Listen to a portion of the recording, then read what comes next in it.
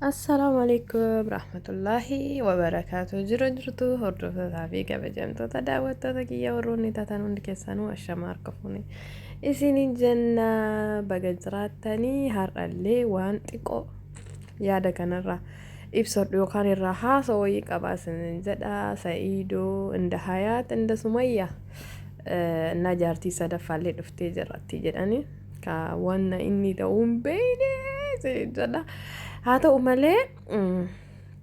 akka asii takkatti yookaan immoo akka haadha abbaa qabdu takkatti jechuudha. Yaanni isiin qabdu yookaan immoo yaanni inni qabu maal inni maatiin hoo akkami wanta jedhurraa isinii haasaa wanta isaan haasaa irraa jechuudha. Namni tokko dubartiin takka heerumuu eega barbaadde fuudha barbaadde malee isiin mahaarii hin barbaaddu. Garuu maatiin isii dammoo birrii hagana kana xalabanii mucattii dhiisi jechuun maal jechuudha? Yaani mooraalee mucattii irra deemuudha jechuudha. Mucattiin yoo si dhabe of ajjeesa ja'a jirti, yoo si dhabuu hin barbaadu ja'a jirti. Garuu miira isii dhagahuu didanii waan isiin barbaaddu san dhagahuu didanii maallaqa haganaa fidiitiin isiin haa dalagattu ati jireenya kee oofadhu maatii kee oofadhu maatii lammataa taate isiin akka heerumtu waan hin barbaanneef garuu gizee tokko tokko maatiin isii waan gaariillee yaadaa fi jiran maaliif jennaan masaanuu ta'anii jireenyi masaanuu ulfaata akka ta'e waan beekaniif sinigalee maaliif hin ulfaata.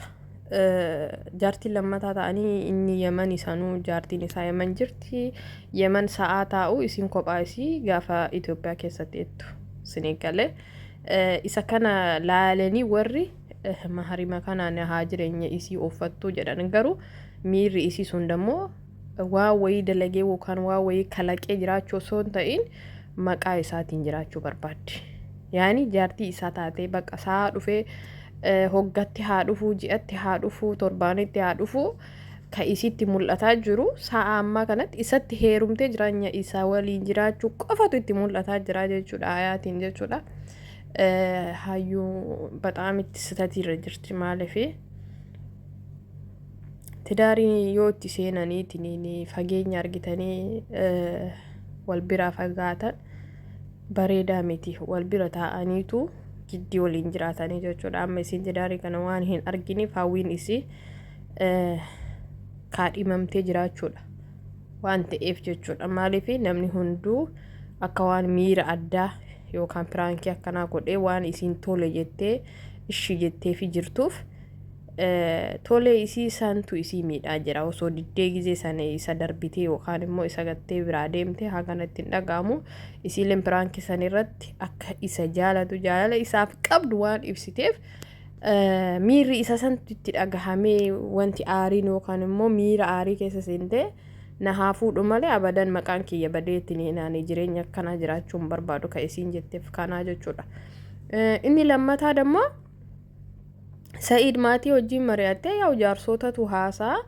jaarsonni akkamitti isiin mari'atan aslan seera arsii keessa waan hin jirre gaafataa jiran bakka kanatti jechuudha. Intalatii yabirri agannaan barbaaddaa waan akkanaa siif haa go'amu waan akkanaatiin bakka hin fixan hin jedhamu sigalee. Maaliif warruma jaarsotatu wanna isaanitti fakkaate wanta intala isaaniitiif malu warratu beekaa jechuudha. Wanta kanatu isii mala malee wanti kun isii hin malu jedhanii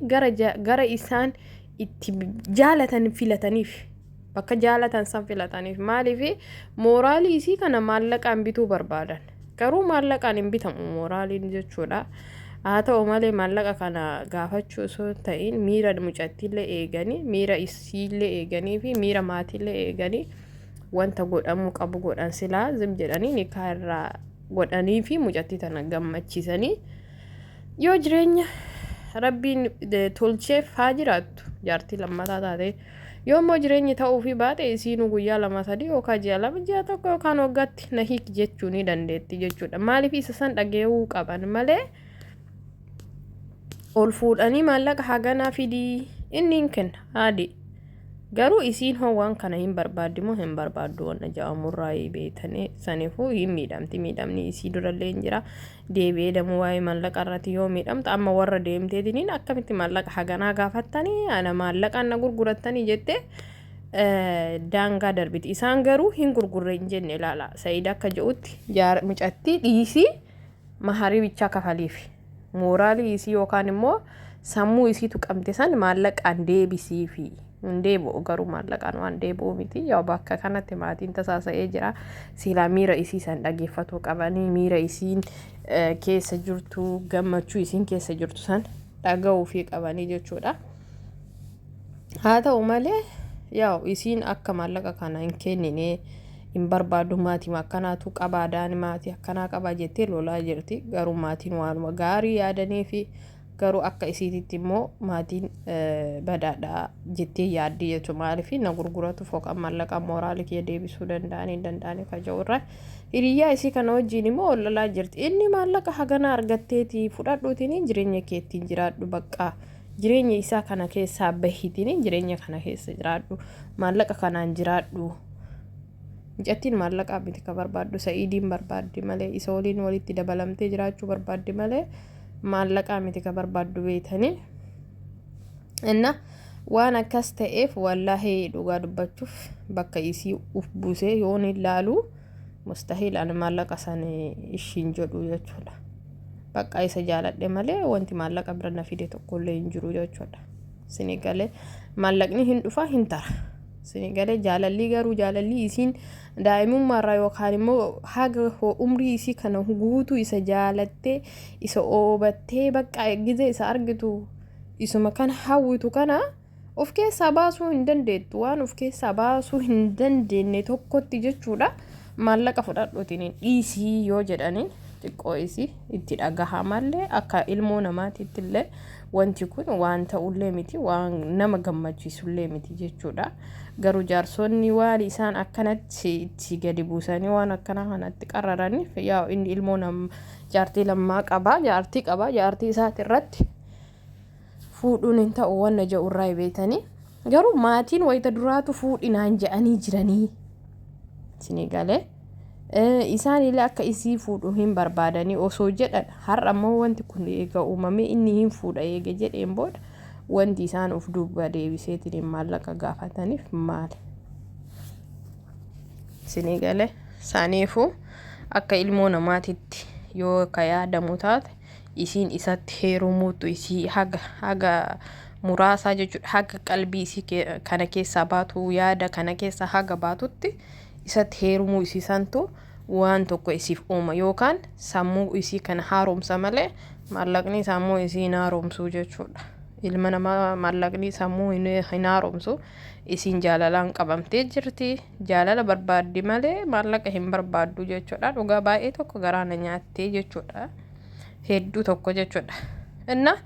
ka isiin sadaffaatu biyya hambaa keessatti si jaaladhee ufajjeessa ka jettuun jirti jedhan na dubartiin gizee tokko sitaatii in hojjetina dhugaa dubbachuuf jechuudha haga feellee yoo jaalattan